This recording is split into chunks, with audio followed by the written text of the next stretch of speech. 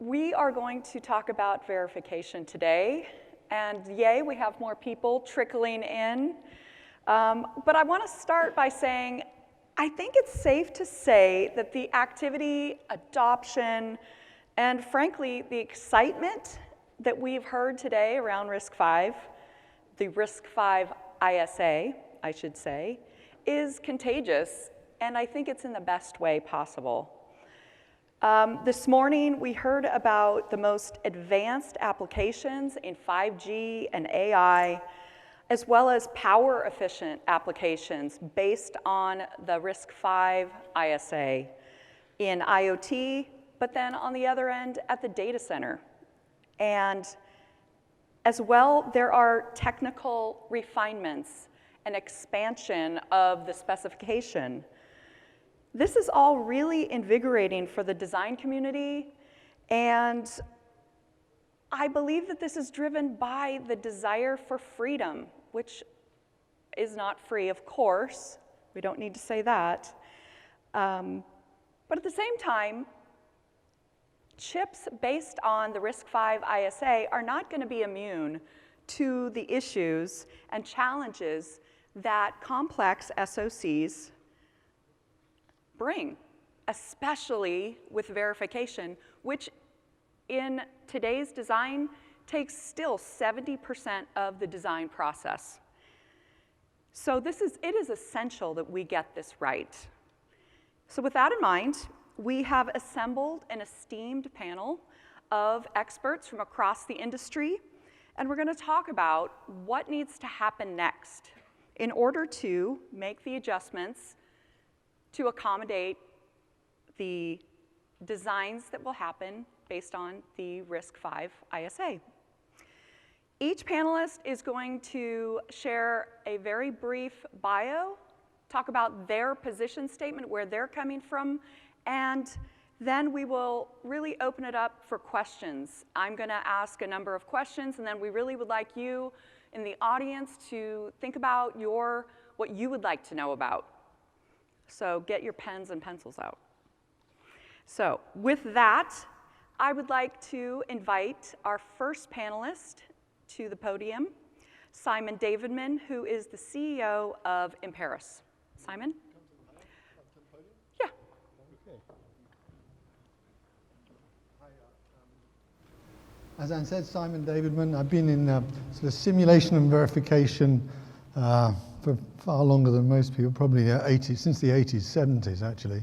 And that's really my interest, is verification. As I said, simulation. That was HDL simulation, and actually most recently system Verilog, which was the bringing together of hardware design, of more abstractions and things, but also with the bringing in the sort of verification language into the hardware language, because too many people were trying to do things with multiple languages, which was becoming a barrier for verification. So I've been interested in verification for a long time. I've been involved with 7 startups, which 4 of them built simulation technologies. One was Hsiao, one was Verilog, one was PCS actually, and one was then system Verilog. And about 10 years ago, set up Imperas to really try and focus on the verification of software and the simulation of software.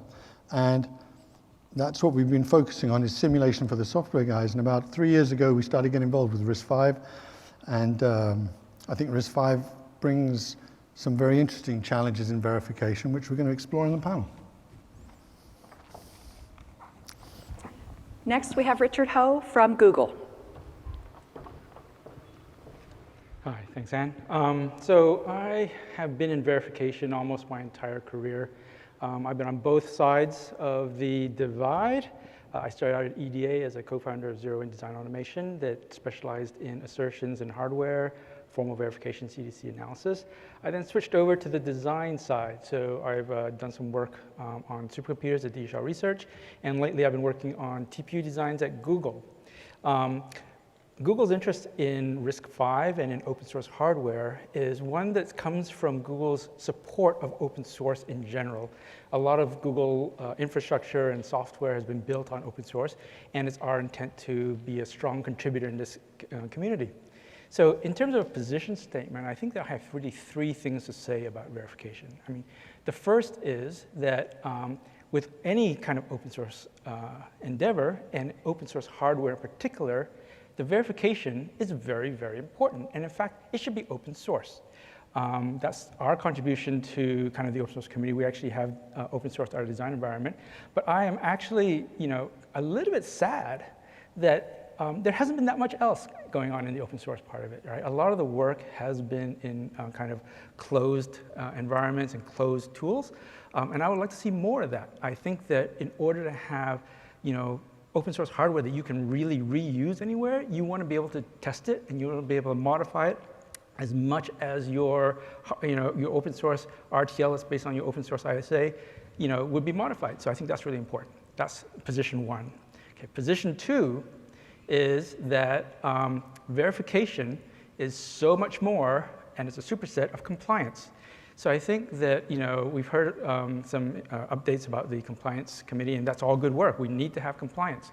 But I'm concerned that a lot of users of these cores and in open source, they may stop there. They may say, oh, this core is compliant with the RISC-V, 64i instruction set, and maybe that's good enough. And one of the messages I want to get out there is that no, that's not good enough. You do have to care about the microarchitecture. You do have to care about your pipeline stages, your bypasses, and all of those details that may actually come out and bite you when you actually go and use these hardware in anger.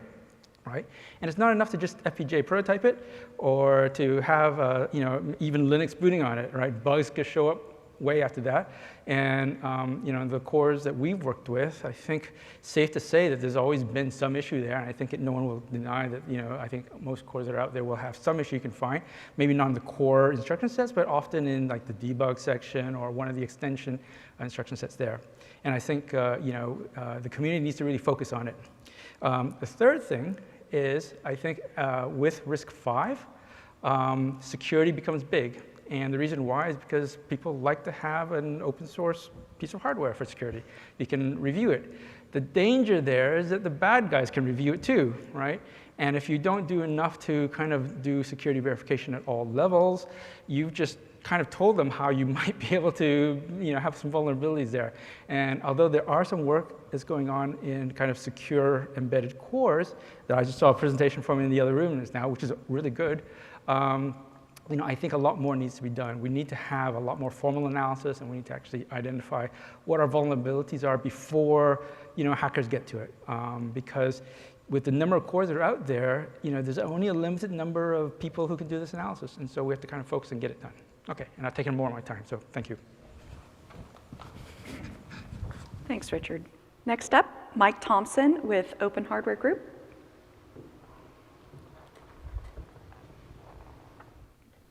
Thanks, Ann. At the risk of making this a bit of a love-in, I want to say that I agree with just everything Richard just said. That was great. So I'm done. As Ann said, my name is Mike Thompson. I'm with the Open Hardware Group. I've been doing this kind of work, functional verification of digital systems, for a little bit better than 20 years.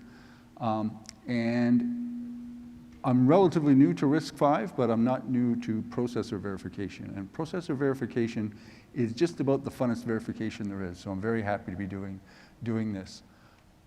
The byline for this this presentation out at the front there talks about the disruption of the ecosystem being brought in by an open source ISA and an extensible ISA. And that's a good segue into my premise for today. My premise is really twofold. The first is the problems that need to be addressed when thinking about how to deal with a processor, how to deal with an open source processor, how to deal with a processor that's readily extensible. That extensibility is built right into the way RISC-V works. Those problems have been encountered by industry for quite a long time, and there are tried and true techniques in place today to address those. So we ought to just apply those. The second thing that is very interesting is open source by its nature is much more collaborative than closed source developments. Certainly at the Open Hardware Group, our environment is very open, very collaborative, And there, what we need to do is we need to stand on the shoulders of giants. The people in the open source software community have worked out how large dispersed teams can come together to get a job done. And so that's a big part of what I'm focusing on right now is the workflow, just how to get a whole bunch of different people scattered around the world working for different organizations, all working on the same problem. That too is a solved problem. That was solved by the open source software community. So those are the shoulders giants whose shoulders I'm standing on to do this job. Thanks. Thanks, Mike. Next, we have Emerson Hsiao from Andes. Hi, my name is Emerson Hsiao at Andes Technology. So I'm actually, so Andes is a process IP provider. So actually, I'm sitting on the other side of the aisle compared to the rest of the 5 speakers here.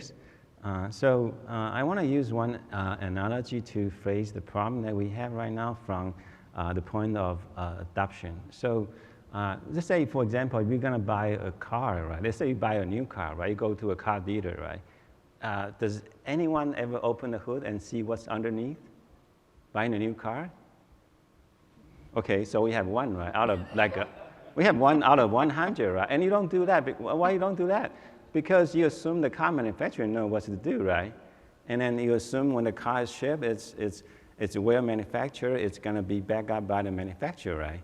And then I think that we're talking about different scenario here. I think the problem of this, I mean, I kind of interpret the seismic change shift in the verification environment is actually we're pushing the responsibility more onto the end user side, and which is a problem because are we expecting all the users to know what to look, right, under the hood? It's probably not the case, right, because those knowledge traditionally belong to the car manufacturer, right? So, and then granted there will be end users who know how to verify a process IP and know where to look, right? But I would say majority of the end users probably don't know where to look and where to check, right? So I think the challenge lies in the verification for the RISC-V is number one, that so people need to know, maybe I should say that we should have kind of an agreement or a checklist, right, for the end users. If you're gonna use this one, right, so I checked the website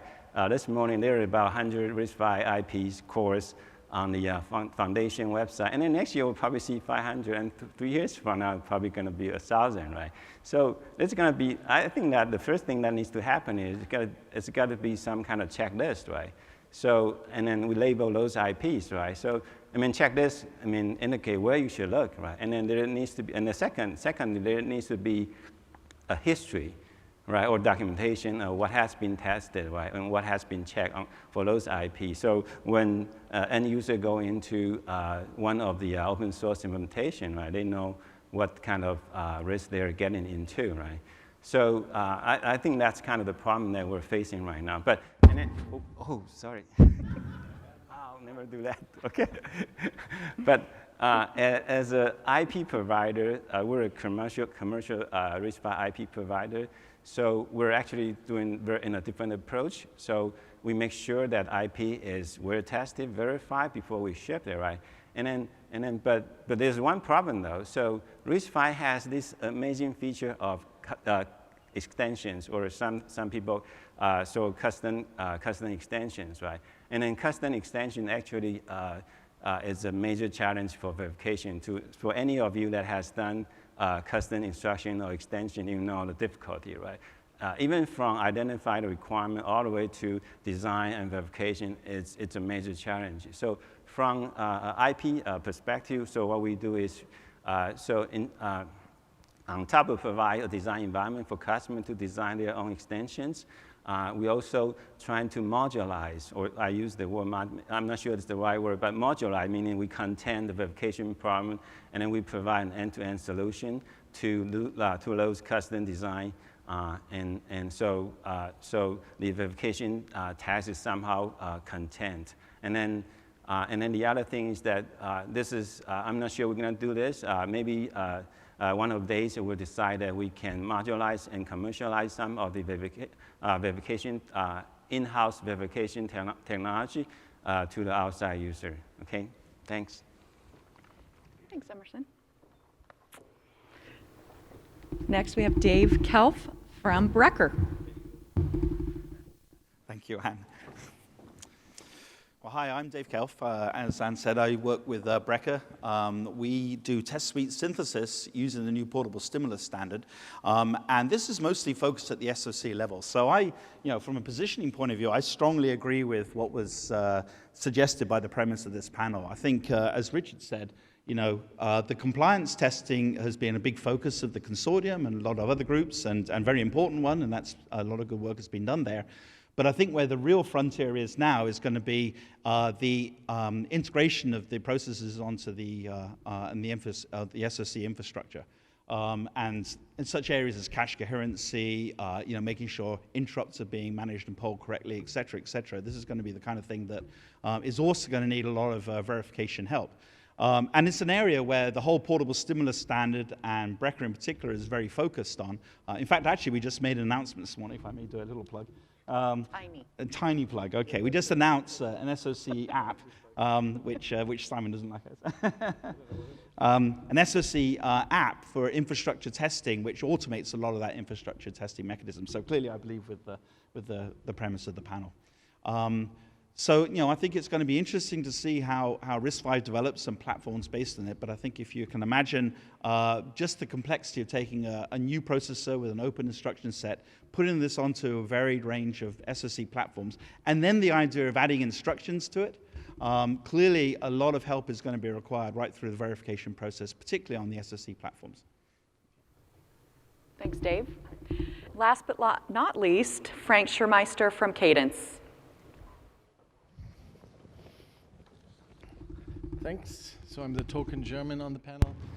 Frank Schirrmeister with Cadence Design Systems. I'm involved in everything hardware, software on the podium, the emulation, prototyping, and the virtual prototyping pieces, the product management for that. So Dave and I have been friends for about 20, 25 years when I attended as a 5-year-old at your wedding. No, I'm just kidding. So I have to be a little bit controversial about the seismicness of the shift. So I agree there's a shift, so there's no question about that. There's a shift in verification going on, especially at the SOC level. And it's very important.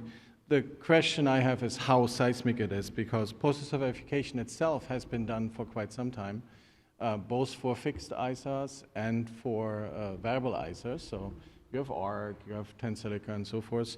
The commercial vendors even have been publishing about how they verify these things, these processors. It looks very much like portable stimulus for IP, a lot of software-driven verification, so that's very important.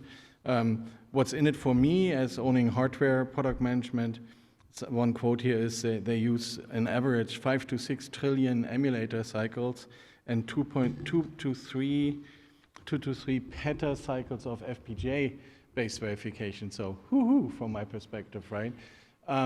At the end of the day, what's really changing is who does the verification, right? So with the openness of the hardware and with the end user doing the modification, there is a shift in responsibility on who verifies. For us in EDA, I think there's a huge set of opportunities for new and updated verification tools, especially when it comes to the closer integration with the rest of the SOC, and there are really 7 domains. I'll do them very brief and very, very quick. And to the seismicness again, we do those for other processors as well. And there's now nuances in RISC-V in how the openness and the end user modification changes. So you need to do things like software bring up. That's where we work with Simon and processor models, for example. That's happening for the other ISAs as well. And we already have flows for that. There is things about portable stimulus. Dave has his. I have mine at Cadence. That's very important. You have these libraries which support the specific processors. There is power analysis around the processors, which changes in the context of RISC-V. You need to do debug of hardware and software, so you need to get the traces out. You need to do JTAG and all these things. You see companies here at the exhibition talking about that and showing that. You need to do the integration, so IP exact modeling. You need to do performance analysis. That's where the interconnect IP fits in, and that's obviously different in the RISC-V environment than it may be in a MIPS and an ARM and other, or Tensilica and ARC environment. And then the last element is verification IP, verifying all these protocols. So in terms of seismicness, just to challenge my friend Dave here, it's a change, it's an addition, no question. It's an extension of a lot of the techniques we already do in other domains as EDA, but then being in a gold rush and having jeans, picks, shovels to sell, and those shovels work with ARM, MIPS, Tensilica, ARC, and RISC-V, that's a great situation to be in. That's it. Thanks, Frank. Well, I think right off the bat, the first question to my mind is, what really is the change going to be to verification from open source hardware? Yeah, I mean, I've got mics on. Yeah. I'm not sure open source comes into it, really, to be honest. Right. Really? I think the challenge is that what we have with RISC-V is the ability for people to do new things and to change it. It's not like you get an ARM and you get it and it's pre-verified, you plug it in, you do 2 integration tests and you're done. You've got however many hundreds of thousands of gates that you've designed, and I don't think open source comes into it, actually. Right. I think it's the fact that you're designing a new processor, or maybe you're buying one in, which is a different model, but you've got this processor, and the whole purpose of RISC-V is this freedom to innovate and change it. And so you've got to make changes, which means you need a verification environment which you didn't have before. You Right. bought an ARM, it worked, you just plugged it in. And that's, I believe, the challenge. I don't think it's anything related to open source. I think it's related to the fact that there's extendable ISAs. Oh, okay. Actually. That's fine. Richard and then Will do. Frank. Yeah, that's fine. This is going to be so fun. Okay. Like, I think it was Calista who said this morning, right? Open and free, they're different. And the free is freedom, Absolutely. right? And the freedom means that you can do stuff differently with RISC-V. In the ISA, you can extend. You can create your own processor with particular microarchitecture implementations.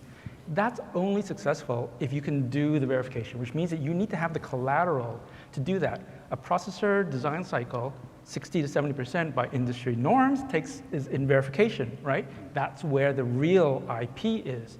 If that is done in a closed proprietary system, that's not really addressing the challenge that we see ahead of us. That's why it's seismic. It's seismic because we are actually challenging this concept that you have to pay, for a particular thing that you have very little control over. It's good to pay for it, but if you can't control it the way you want to do it, that's not really buying you the real benefit of RISC-V and the open ISA. Right. So that's why I did the seismic challenge, right? Whether it's really seismic. So I fully agree with both of you, especially with Simon on the first point. It's not really the open source bit, which I believe is impacting this. It's a configurability.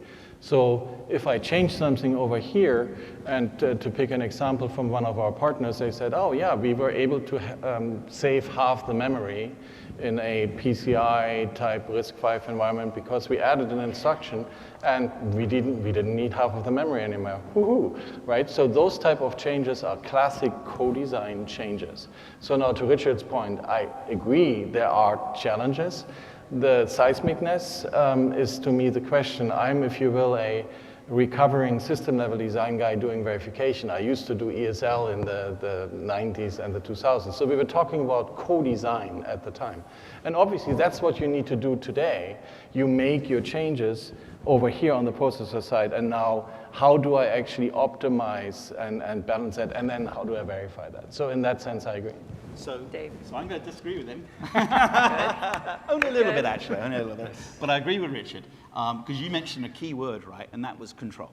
So yes, whether it's open source or no open source, I agree. It's not necessarily that. But if you look at all the other processes that you guys have mentioned, there's always one entity that's controlled the whole thing, and who, to make that process successful, that entity has to be successful. And this is the first time when that hasn't happened. And actually, I'm reminded of a meeting that Simon and I went to many years ago with Tensilica. And we were talking to Tensilica about how do you verify, or how does a customer verify, a situation when they've added an instruction into a processor. And they very clearly said to us, I don't know if you remember this, they said, well, they don't. They give it back to us. They can't possibly verify it. What happens is we bring it back in-house in Tensilica. We re-verify the new instruction together with all our old tests, because you've got to do the whole lot together to make sure it's all working. And then you have they to maintain control. Right. And then that company has to then hire a whole team just So here we have a situation where we do not have that situation. So somewhere there has to be a mechanism or something that allows verification right across that path, just like you were saying, Richard, and controlling it as well. So what exactly, though, is open source verification? Yeah, so I think you have to separate the reasons for RISC-V and open source, and we can push that to the side and talk about freedom. But when it comes to verification, the thing that we're hitting here is the fact that if you extend it, you've got to do a lot more verification that you didn't have to do before. And I think that is the seismic shift. And that is absolutely mind-blowing, how much verification has to be done. And I think that's one of the things, actually, there's a good presentation coming later from one of the guys working in Richard's team on the open source verification environment that they're building and making available. And I think that's the type of thing that's going to change to try and address this shift, is how can we address this new way of the new types of verification that we have to do. And one of those clearly is better tools, more appropriate tools commercially, but also open source. Well, that's a good question, a good point. So what are the specific features of tools that we have today, modern verification, if you will, environments that support verification of open source architectures? Can I take control of the panel then again? Please let someone else talk. The fundamental thing you need is an extremely good reference model. No, you can do no verification without a good reference model. That's what Imperas builds, an extremely good reference model, which is completely complete. But sorry. Emerson. Yeah, so I kind of want to refer back to my previous point, right? The problem is that so with this flexibility we're giving to the end user right now on open source, right? Also give that responsibility to the end user. I think that's the real problem is, right? So the way that we address that problem, maybe by EDA tools, maybe by something else. I don't know the answer to that yet, but just kind of give you the complexity of the problem, because we were a CPU company. So verification is, like Richard said, right, 70 or 60% of the work, right? And then it's all the way from you design, there's hardware, there's software, there's FPGA, there's field tests, there's all kind of verification goes into the product, right? So I would say that you don't expect one single pointer tool can solve the problem, because it's a very complex problem and requires all kind of tool putting together to solve that problem. Right. Yeah, Mike, that's why we're talking about seismic shift. Yeah. But yeah, so I'm sorry, go ahead. I didn't think this would happen, but we went there. We invoked Spider-Man.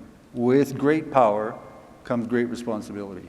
And I say that flippantly, but it's true. This is what this is the problem that open source brings to verification. Now all of a sudden I have to do verification. I don't buy the verification from Tensilica or from ARM or somebody else. I actually have to do it myself. And many organizations that haven't done it themselves previously lack the skills and experience to do that. That creates opportunity for EDA vendors and other people. And a lot of people haven't had this kind of verification, right? So you can't just run up a few extra UVM sequences and hope you're going to, it's just not like that anymore. And that's the seismic part. Yes. So, so last year we had this notion of verification 3.0, right? Which was this idea of a wave in verification with several different aspects all combined together and all sort of working, with each other. And by the way, we're going to do another consortium run of that, coming up next year as well. I think, Kevin, you asked me to mention that. So during that time, one of the big drivers behind it was indeed RISC-V. And what that group of companies was sort of seeing evolve as RISC-V was taking hold and what was going to happen at the platform level. And I think it's all these things you're kind of saying now. Everything's going to be done more at the SOC level. There's a combination of hardware and software. There's a whole range of different things. Even Frank has stuff to do that, right? So there's going to be a lot of stuff that has to happen. And it's completely different to what we've seen before. And you start to see some of these things evolve now. Frank. It's like to add a bit of structure to that. So the thing I actually was questioning at the beginning, I said right away, the users who do the verification are changing, and Richard points that out. And clearly, picks, shovels, verification tools, awesome to be in that business because it's more to verify. The point where I see the seismicness is actually not in the actual SOC verification requirements. That's the point I was trying to make. It's in the structure of who does it, right? So if I look into, if I look into where's verification done, and you guys are absolutely right. So my quote earlier with the petacycles of FPGA cycles being soaked, which is great for any vendor. That's somebody who's selling the IP, right? So now do I have, as an individual end user, have to do the same level of depth of verification where I have to foresee all kinds of cases? Perhaps, but probably not. Right, so the structure is an important one. So now, to me, it will be interesting to see 5 years from now how many of the designs are internally verified, are like more on the academic side, or are verified by, I don't even know how to call them, the type of companies who will give you a RISC-V template to generate a processor, and they take responsibility for that bit of the verification, right? Kind of these intermediaries where end users will get something and certain elements are fully verified, and then from there they do their modifications. And to Simon's point, I fully agree, you need a reference model. Simulation is awesome, obviously that's your business, but one of the things I want to point out, we had interesting presentations from people like Microchip also doing formal verification, right? Having formal verification reference models. There's a formal verification group in the RISC-V consortium. So simulation, absolutely formal, and that's why I think it's a great set of opportunities for us. Richard, and then Mike. Okay, so, but I might be taking this in slightly a tangent, because I did want to address the question, is this a seismic shift or not? And I wanted to highlight the third bullet point of my kind of position, which is that we are dealing with an open ISA, and the ISA itself, okay, I think I take your point, it's just another processor, it's good. But there's a lot of open implementations of this ISA. And once you go into this realm of open implementation where the microarchitecture is fully exposed to everybody, security verification is something that we have not, as an industry, done very well.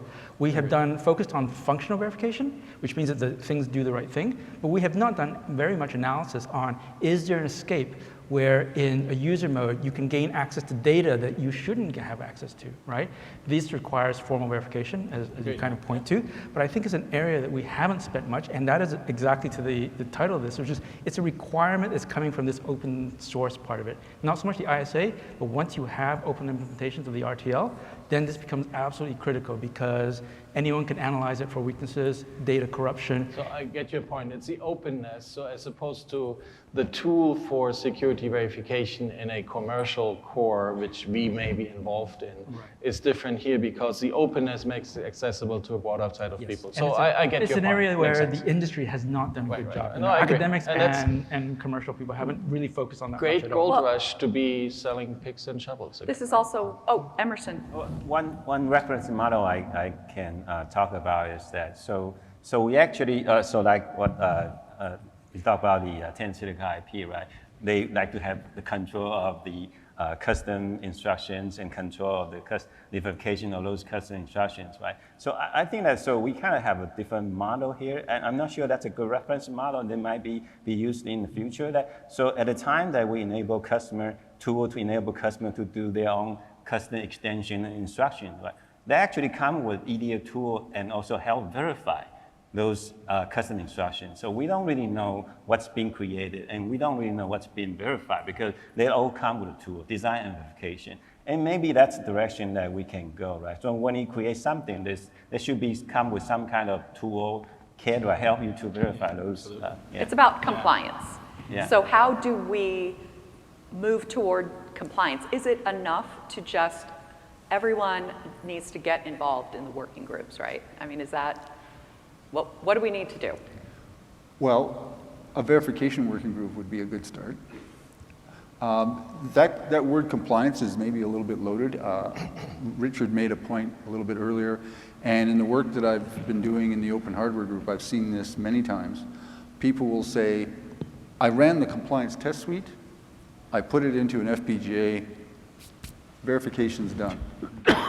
And then some other person shows up, and 5 seconds later they find a bug on something that was already verified. Yeah. Right? So, you know, one of the things that I think we need to do as a verification community is educate the RISC-V community about what verification is, and not to be spiteful about it, right? We do verification for a living; other people don't. But you know, compliance is not verification. That's a key thing. Yeah, I mean, just as someone who's sat through almost every meeting in the compliance working group at the foundation, this discussion comes back once a month of where's the line between compliance and verification. And you know, as a group, the decision is made. Compliance is, we're not going to do hardware DV. We'll leave that up to the people building the RTL, the IP providers, the open source groups, whatever. They have to do the hardware DV. What we're trying to do with compliance, and there isn't a clear line. It's not easy, and people do describe it differently, but it always comes up. But basically, I think actually Krista mentioned it yesterday in one of the working group meetings. He said something I've not heard him say before, but it's about just making sure that they've understood the spec. That's compliance. That they've read the spec, and because you know we've been for the last 8 months working on vectors, and it is unbelievable how easy it is to misunderstand what's in the spec. Right, and so that's part of the reason you mentioned formal models, or somebody did formal. You know, absolutely, you've got to have better models of this stuff because it's very easy to misunderstand. And I think so.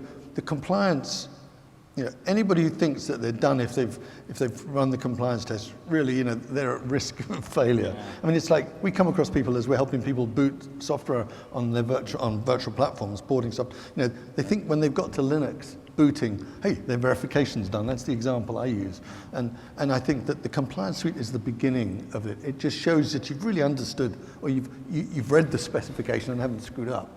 And that's really what it's trying to do, I think. Mm-hmm. I mean, yeah, ideally that the foundation here would create 1 billion verification tests so that every piece of RTL went through it. That's never going to happen. You know, you try and get the verification tests from ARM, right? It's almost their crown jewels, right? And so it's not going to happen. So the compliance test is a sort of a simple test. Yeah. Have they managed to implement or read the specification, and they haven't screwed up too badly? Yeah. I mean, that's my view on it. Some of the people in the compliance group are a little closer to verification than that, but. You know, absolutely, compliance is the beginning. It's not hardware verification. Absolutely, so and I agree, it should be that way. So maybe the second thing, you said a reference model. I totally agree with that, by the way. But the second thing is a reference spec, and one that's been sort of fleshed out enough so it's got into some of the system kind of details that are so important. Right? Talking about RISC-V, I mean, they've made great progress over the last couple of years. And you know, again, I've sat through most of the formal meetings as well, and I'm not a great fan in lots of different things here, having been burnt many times with formal over the years. But what they're trying to do is to develop the specification in such a way that the sort of the behavioral, the formal model is extracted and becomes in the specification. And that's how it needs to be. They're at the beginning of that. That's what companies like ARM do. It's all from the beginning, automatic, and that's where they're trying to go. But it's in 2 years' time, it'll be much better. You know, it's still early. But it's this use of a formal model that is part of the new wave in verification. It's part of the seismic shift, because we never used to do that. Like at the moment, the formal model is being used almost as documentation of the specification because it has run the tests. Ideally, there will be formal tools in verification. So you can take your RTL, go somewhere to a foundation website, and run some tools which say, did this piece of RTL match the specification? And then bronze it out into the full SOC, right? Ideally, and that's the key thing. So I think what I hear you saying is compliance is necessary, but not sufficient. Yeah. And to sum that up and then add to it, I think I fully agree with that point. I just had this discussion with a colleague earlier. The interesting bit now about the configurability is if I now make these changes, the verification requirements are actually up-leveled. They are now at the system of the changes I made in the processor plus its environment. So that's why it's necessary. Compliance is necessary, but not sufficient. Richard. So I also agree, compliance is absolutely necessary. The next step is verification. And you know, we've taken a very pragmatic approach at Google, where we have tried to actually put a test bench out. My colleague Tao, who's sitting there, will be talking about it at 410 in the B room. And I think what we're trying to do is just take an incremental step-by-step approach to make this, you know, kind of aware to the make awareness of this thing spread through the community. I've been really happy, even in the one day I've been here at the summit, numerous people have come up to us and said, oh, we're using your environment in this and this context. People that we didn't even know about because it's open source, right? They can just go download it and just use it. But it's really, really fulfilling, and really makes us very happy to see this kind of spread of this verification environment. And we would like to set up a working group, basically. We're putting this inside CHIPS Alliance. We would like to have a working group in there, and I think that's one step that we can take, little by little, to get this awareness of the importance of verification for this community. And that's the community aspect of open source that is really attractive, actually, that we don't really talk about, but I think that's what drives this, right? Because it's fun to be part of a community. And I just want to open it up to questions. If you have a question, make your way to a microphone. But in the meantime, Emerson?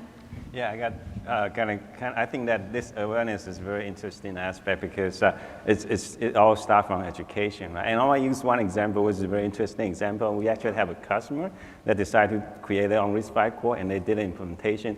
At the end, they couldn't tape out because they don't think it's they just don't have the capability to verify that process IP to tape out, and they're seeking for help, but only at the end, right? So that's kind of emphasized the importance of educational awareness, right? It's actually a much bigger part than the design itself. Yeah. Looks like we have a question. Great. Yes, so I want to use Emerson, analogy with the car, right? So we have all the car, all the car models and all that, and some cars are famous for being very reliable, and some are not. And so verification for me is like how reliable is the car, and so it basically, individual company doing different things. So you have this verification, but it's still up to the company who sell the car that make sure that the verification or reliability is. The other thing, when I buy the car, I want to look for the feature, or how fast it goes from 0 to 60, or how many miles per gallon and stuff like that. So is there a reference model or something that I be able to compare different processor or different SOC that, is there a way of making that comparison between the, is there a reference model to do that? What sort of comparison do you want to do? It's like, when I buy a car, I want to compare, how fast I go from 0 to 60, right? So that's one of the things, or how many miles per gallon. So is there like an SOC, a reference model that I can be able to compare, a different SOC model to another SOC model, or different processor to a different one?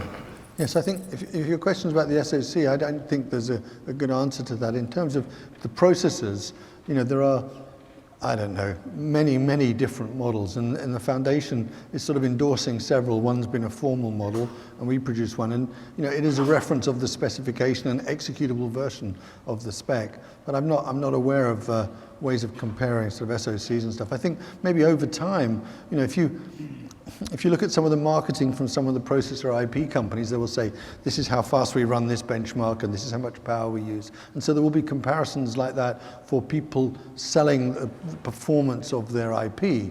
But I'm not sure you're going to get the SSE comparisons. You don't really have a reference car, right? So, I mean, the comparison is valid, absolutely, at the processor level.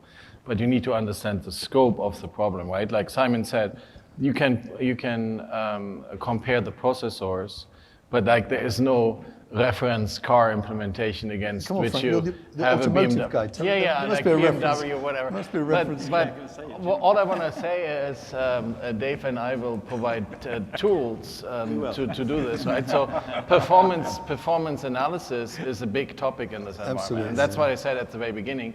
The whole co-design aspect. I'm now making a change in the processor here, and because of that change, I can save some hardware over there. Those co-design analysis tasks are really causing, if you will, a bit of a renaissance of my system-level design days, because that's what we've been talking about all in the 90s, right? That's right. And then, you're absolutely right. So this whole SOC kind of testing wave and test synthesis that both our companies do includes profiling. So you can do things like profile designs at the SOC level and check performance for different implementations, power consumption, things like that, to a certain extent. It's not strong yet, but I think it gives you a pretty good indication. So some of those things are there. Last question, really quick. Will verification issues limit the adoption of the RISC-V ISA? Certainly, yes. Absolutely. Yeah, there's no Yeah, question about that. Verification has limited the adoption of everything, right? I have a You know, different view, you know, there was a comment here about one company tried but failed to take a design to silicon. You know, the industry is rife with these stories. The industry didn't learn to take verification seriously because it's obvious that you need to take verification seriously. I certainly didn't know how important verification was when I first started my career. Found out the hard way. And after getting 3 smacks in the head with failed chips, finally decided, hey, we should have a verification team. RISC-V is going to go through the same growth pain. I don't see any other way around it. And worse. I think And worse, yeah. But I think I have to say this, I think verification is not by itself the limiter. I can think on the top of my head out of about 5 to 10 other issues which may limit proliferation. So let me turn it around. Yeah, not to sound defensive. Turn it around. Kick-ass verification tools will steepen the curve of RISC-V adoption because more people, like Richard said, will be exposed to verification tools which enable the end user to do it. Great. On that note, thanks to the panel, and thank you all for coming.